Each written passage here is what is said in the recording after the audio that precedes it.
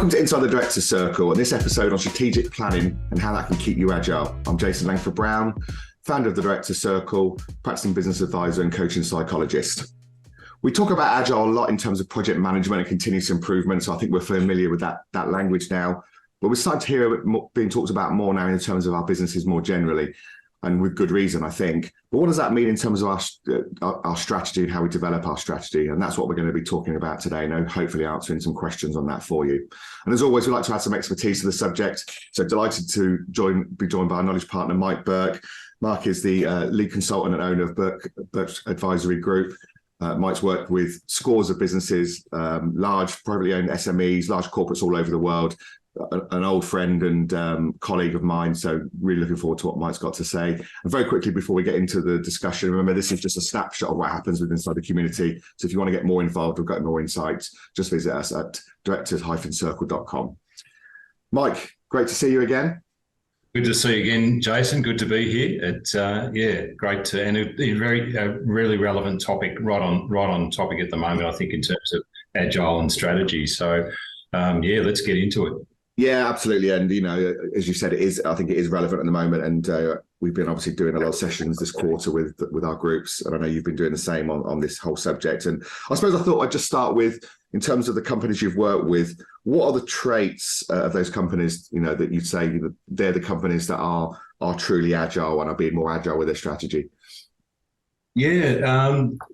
So my space, I've done the whole gamut of businesses over the years, which sounds like you do everything for everyone, which I don't do these days. I tend to work with that really privately held mid-sized market. That's my sweet spot in terms of, 50 to 500 mil, whether it's pounds or dollars, doesn't matter.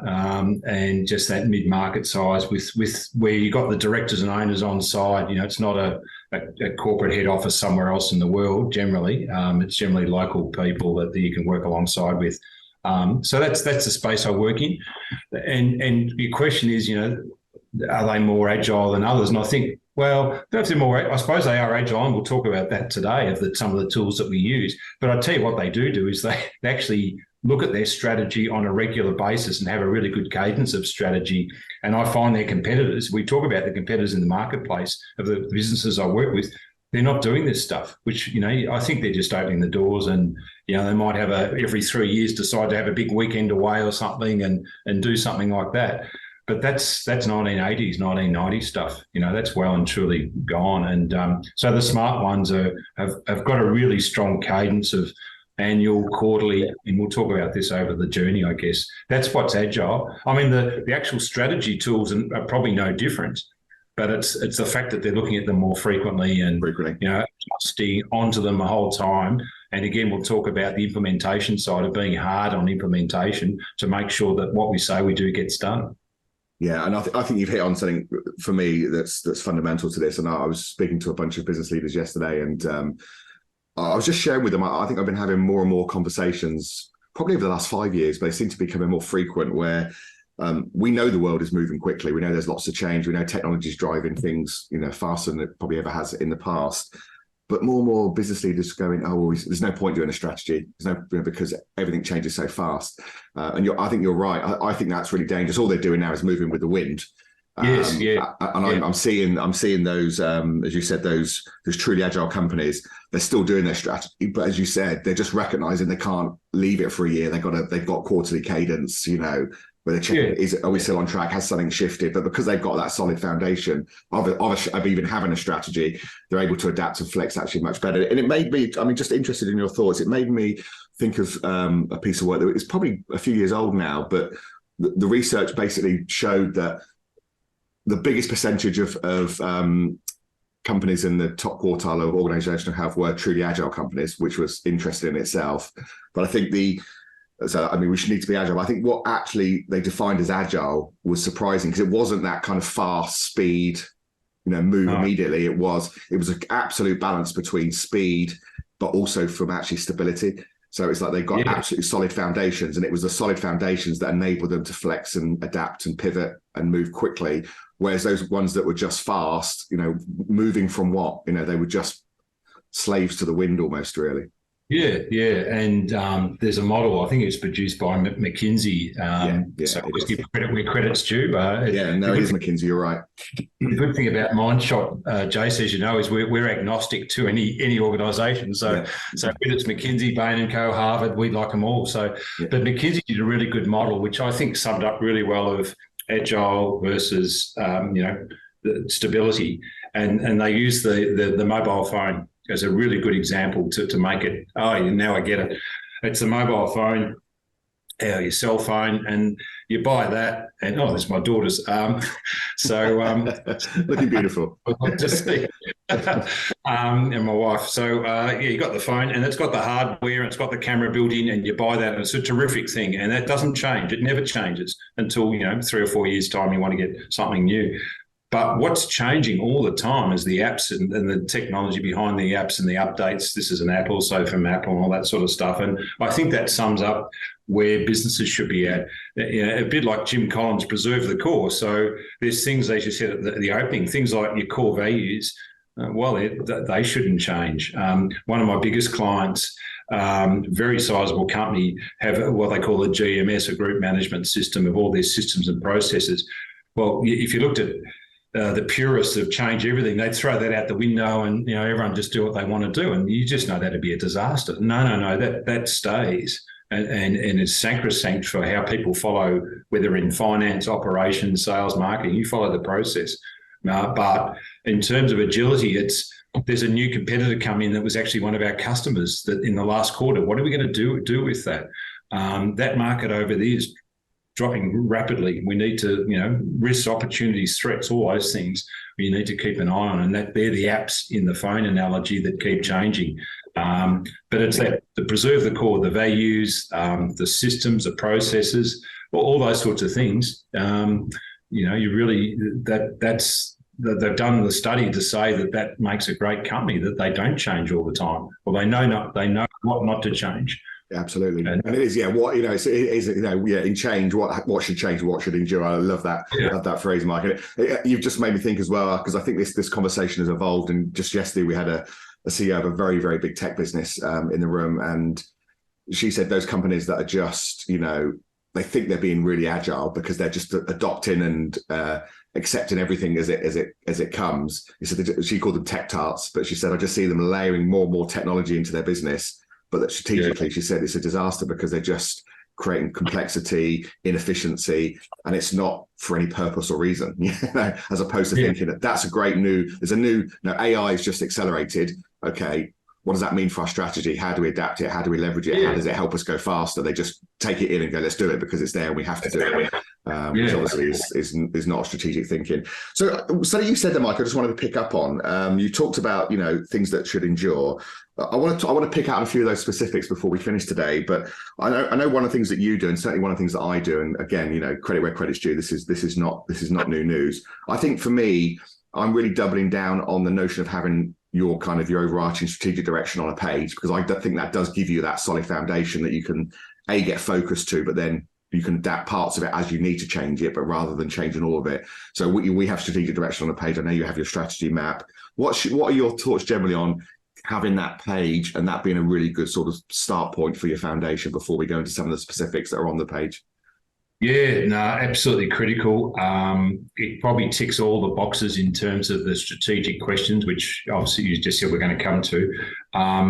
But, it probably takes a good 3/4 of a day with a good group around a table to discuss through the different questions. And I normally, like to look out. I sort of have 3 timelines.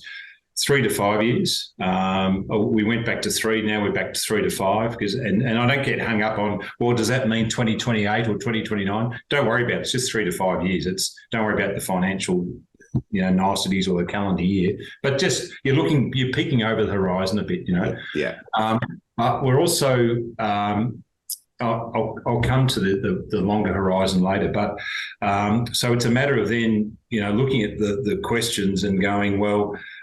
Let's set a base this year that for the next 3 years, say, or next 3 to 4 years, we'll just come back and tweak it. We'll have a look. Has anything changed? So we don't have to review the questions all the time, but we just got that strategy on a page map that really is our guide for the next, 3 years that we can use. And then with boards going, right, every year then we don't have to go back and redo the whole thing. That's I've been guilty of that in the past. I've done that myself. Don't do that. Just maybe it's 80%, 90% still right. Let's just keep going. Are we there yet? And ask that question every year. And then maybe every 5 years have a really good hard change of that map. But there's agile tips, which we'll come to during this podcast, I'm sure, that will just make sure that we're checking on the way through that everything's still relevant. Yeah, and I think that I'm with you, Mike. I think that's what I see. I think once you've got the page, when those what appear to be seismic things happen that you weren't expecting, or they happen faster than you expected, it is often just a tweak of something, isn't it? A tweak of a strategic aim. Yeah. It isn't an absolute reset of the strategy. Yeah, and if businesses that you and I work with that haven't really done the strategy on a page before, the first time they're sort of just getting a lot of the questions for the first time. So it's year 2 that they might go, no, I actually, what we wrote last year, I don't like that. They might be more succinct on some financial metrics or, revenue targets or their competitive advantage or, their purpose or something like that. That's okay. But, so I see strategy is not just about the facilitation of the strategic plan of a business. I've always seen it as education of the client to say that they understand this as well as I do, if not better. Yeah, I think you're right. Yeah. Each year, then we get a really good discussion because they can challenge me back as the facilitator, going, Mike, I don't think that's a competitive advantage. This is great, good discussion. Have it punch me back, Yeah, and it is a good reason to have a facilitator. I agree with you, which is a bit of a self plug for us. But you're right. I think you're right. When you do it as a business leader, you are educating yourself, and I see that with my clients that go on the journey. The first page is rough around the edges and a little bit, can be a little bit weak in parts in all honesty, but it doesn't matter, does it? Once you start, then you're right, you refine, you evolve, and it's almost an annual evolvement, or it can be quarterly if something's moved and you need to shift something. So my biggest client and probably my favourite, I've been working with the board for 15 years. I keep saying they should get someone else fresh, but no, we seem to click well. And honestly, the board strategy days are terrific because you see the best opportunities and threats out of the SWOT because they know that, I'll pull them up if it's not a real opportunity or it's not a real threat or it's not a strength. They're just kidding themselves that something's a strength, but they're onto it more than I am now because we've just educated each other over the years. Yeah, fantastic. So, Mike, just some of the elements on the page, I think I just maybe like to finish today with just talking about some of those, really highlighting for people what some of those things are that should endure, that are what I would call foundational, that probably don't change maybe ever, but certainly not very often. I mean, I've written some down here, but what for you, what are those kind of, first of all, those kind of things that should be enduring? I know you mentioned culture earlier, but what others come to mind? So, and perhaps a little bit of history too, if I can indulge for a minute. The strategy on the page, which I think I first started doing with companies about 8 to 10 years ago, I've morphed over the years as we must continue learning about what are the right questions, etc. So it's a hybrid of Jim Collins stuff of core values, Michael Porter's competitive advantage, Lafley and Martin's playing to win, and a lot of good strategic questions from lots of learning and lots of reading onto a page. So probably every 2 to 3 years I see something really good, really insightful. I go, that should be on the strategy of the page. But I've got to be careful that I don't create this blancmange of too many questions. So sometimes you just got to be smarter. But in answer to your question, what are the things that don't change? Purpose is probably number one. Why? What are we here for? What's our enduring purpose? So it's our purpose is not to produce pharmaceutical tablets or whatever. It's to actually eliminate sickness from the world or something like that. It's much smarter. So that's that higher level discussion of if we were here in 100 years' time, what would be our reason for being? Why are we here? Not looking over the next reason. So that's pretty entrenched. That to me, that takes businesses, the biggest businesses, even a good 2 to 3 goes to get that right. I don't think that you found that as well. I think the core values, as we said before, culture is pretty well entrenched. Most that, what it was it? I think it was Jim Collins did the study on built to last on values and said you can't just invent them. But successful companies that have a clear, articulated set of core values that are well understood throughout the business are likely to outperform their competitors in any given market. That was the study that was done. So again, that they're pretty well given. There's some that might, then you go down to the variables. So I call it, there's lots of different words that people use on vision, mission. I actually call it in brackets, what's the next mountain you're going to climb? Yeah. Okay. Yeah. And people, because they sit there and argue, what? No, it's a mission. No, it's a vision. I go, just don't caught up in the semantics. What's the next mountain? Yeah. And let's discuss that. And it could be a number. We're currently 500 mil turnover. We want to be a bill by 2030 or something. Fine. Okay. That's a big mountain for you. Go for it. Or we're in the UK and we want to be a global player by 2030. Whatever. It doesn't matter. It's their business. I'll say that every 3 to 5 years, you should be looking to climb the next mountain. What is it? And describe that in words. And whether you call that a vision, mission, whatever, that's fine. And then out of that, once you get that right, what are your strategies to get there? Again, they may well last beyond a year. It might be a 3-year. Let's say that you're a UK business and you want to become a global player. That might be a 3-year strategy, but chunked down over a period of 12 monthly or 6 monthly or 90-day targets. So strategies aren't defined necessarily by a calendar or a financial year. They shouldn't be. So, as you get down to those things like competitive advantage, again, that may not be a permanent thing because the market changes. So you have a competitive advantage, which is how do we beat our competitors in our chosen marketplace? What works today may not work in 3 years' time if the market's caught up with you. So they're the things that start to vary a little bit on the one-page strategy map. So I find metrics, perhaps where are we playing, what markets are we in, that might need a reset every few years, but that's not always permanent because markets, they go from emergence to rapid growth to maturity to decline in a space of could be months, years, decades. You just don't know. So I think you've got to be flexible in those sorts of things. Yeah, no, Mike. I mean, I wrote my list and very, very similar. I love the mountain to climb. I think maybe I would just lay a couple of things on top of that for the listeners. But I agree with purpose. I think there's for me two sides of purpose for a business leader. I always say, don't forget that part of your purpose is just why you get out of bed in the morning, which is you're trying to create a lifestyle or keep a lifestyle for yourself, maybe create some wealth or some kind of different life in the future. That's just human stuff. But then there's the purpose in the market, isn't there? Which is you talk about the why in the market, what you're actually trying to affect in your market. And I agree with you. I think that's the bit I think people miss and find hard to get their head around. And for me, it's really critical because once you land on that, it actually, for me, defines your mission. Okay, so you now know why you exist in your market and what outcomes you want to affect for the clients you want to serve. Well, that's a mission, isn't it? It's easy for a charity because if you're a homeless charity, it's like, well, we're here because we want to stop people being homeless. So your mission is end homelessness. So for me, they interconnect into that go-to-market strategy. And I think that's, and obviously that then leads into your value proposition. And so I agree with you on the vision and mission bit. I think if people can start to line that up, why we're here from our purpose into our mission, into our value proposition, it cuts vision away. And I go two ways. I go with you where I go, don't worry about it because it's not the end of the world. It is semantics, but actually, if you do want to break it down properly, the mission is an articulation of why you exist in the world for your clients. A vision, as you said, is a vision of the top of our mountain. And by the way, it's a vision, so it should be a picture.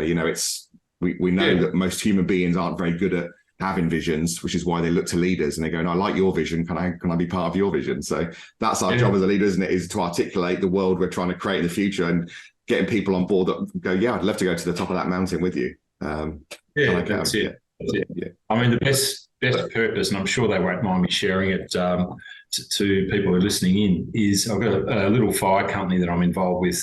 That's a subsidiary of a much major group. And we rattled around the purpose for a workshop one day and I went away and actually thought about it and I went to the head guy. I said, you know what? I said, let's keep this really simple. And it turned out, and so what they do is they service fire, in business and building sprinklers, all that sort of stuff. They also involved in new sites, putting in fire prevention equipment, all that sort of stuff. But we worked out their purpose at the end of the day was to prevent their customers' assets and their people from fire, right? Quite simple. And you think, well, that's too simple. That can't be right. But actually, it's a really good purpose, because I said to them, Matt, does that still work in 2050 when none of us are here, but you've got the next team running the business?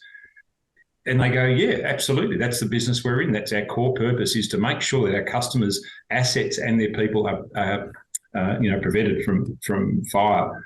And now how they do that in 2050 might be very different to how they do it today. It might be robots doing it and AI and all that sort of stuff. But the purpose still the same. And that's the test of a purpose. Is it simple and understandable, and can I repeat it? It's not even my purpose, but I can repeat it over this podcast. So that's the other message to people listening in is, for goodness sake, make it understandable and repeatable that people can, so your team gets it. Absolutely. And then as you said, it goes straight into the fact that the go-to-market stuff, as I got you started to talk about the customers that you serve, the position in the market probably doesn't change a lot, but it might change a little bit over time.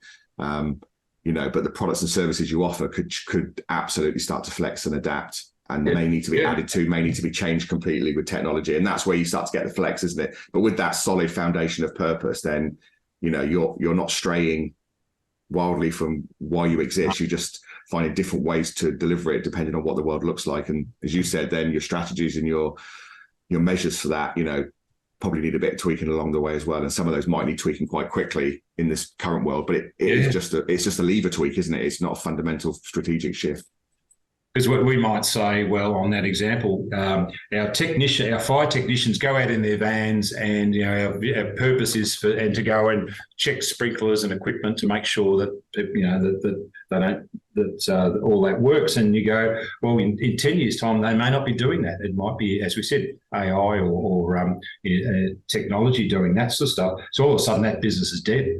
So I think the lesson for people like you and I and our clients is to make sure, take the helicopter up, and what's that long-term reason why you exist that should pass the test of time. And that's a good test. So, enough of purpose, but sorry. I think it's a kind of good place to end, really, because it probably is one of the key foundational parts of all of this. And I mean, maybe just to finish today, Mike, is for those, and I had one of our business leader groups together yesterday, and I think there were a number in the room that were really honest, that they're actually doing very, very well. They're growing hugely, but they're saying, you know what, we haven't really nailed down a strategy at all. And it's starting to become problematic the bigger they get. And we're talking about businesses, with sort of, multiple millions of turnover, beyond, some of them were, 10, some of them were 50 and even bigger than that even. So it's kind of scary that businesses that scale haven't got strategy. But I think the question on my lips for you is, just as a finish, is for those companies that need to start this journey, what would maybe be the first three things you would suggest they do to move towards having a strategy, and a strategy that could be truly agile? The first, and maybe just a little step before that, if I may, is that be really clear on why they think it's important to do it, right? And I'm biased, I think it is. And one of the reasons that I've seen it, and I should do a study on this because I've seen it for so many years, is that businesses that come to us for the first time who haven't done this sort of work before, they're still surviving, all right? They're still making money, but they've sat on decisions for so long, and they've intuitively known some stuff, but they've never done it, or they've never implemented what they thought they should do. Often when we ask the questions, these people know the answers, but they've just never done it, right? And so I always say one of the key reasons why you should do this is, I think it fast tracks and brings together what they really want to do in their business and brings it forward rapidly. Whereas an owner could sit for years and think, I should do this one day, or I should go I'm in the UK, I should go to the US and grow my business. But when I get round to it, or when I don't have when I've got a bit of time, I might do it, and they don't. Whereas I think having the cadence of an annual strategy and direction brings out accountability and fast tracks it, I think, in my view, and that's what I've seen over the years. The ones that haven't done it, they've just been marking time, in my view. So I think that's the first thing, is the why. And I think the second thing is, they should do is just put their L plates on, and this is probably a bit of an ad for you and for me and for others. Put an L plates on and just grab an off-site for half a day or something, just as a starter, and just get think of your strategy. What's your purpose? What are your values? What's your next mountain you want to climb? And what are the things that we need to do for the first 90 days to start getting there? And put it on a one-page plan, which you and I both use, and start the journey. The third thing I would do is book a meeting for 90 days' time where you sit around and go, right, what have we done? And it'll go one of two ways. They'll either done nothing or I'll go, actually, we've done some stuff. Good, keep going. If you've done nothing, blow the whistle and work out why we're not doing anything. They'd be the three things. Be clear on why we're doing this. Start the journey, put your L plates on, get going, book in a 90-day review and just see what's happened so far. Because let's be honest, if you have a kick-off with a workshop and nothing happens after that, we're just wasting everyone's time. Yeah, you may as well go and play golf or have a party. They're often learning the initial cadence of change. That's the power, I think, because people know what to do, they're just not doing it. Yeah. Again, Mike, the conversation we had yesterday is that we've got the answers. It's actually what's getting in the way, what's stopping us. Yeah, absolutely, absolutely right. Mike, great speaking to you as ever. Thank you for joining us. Next episode, we're going to talk about the notion of strategy as a process, not as an event or task. And Mike's going to join us for that as well. So we're looking forward to that. But in the meantime, thank you for listening to Inside the Director's Circle.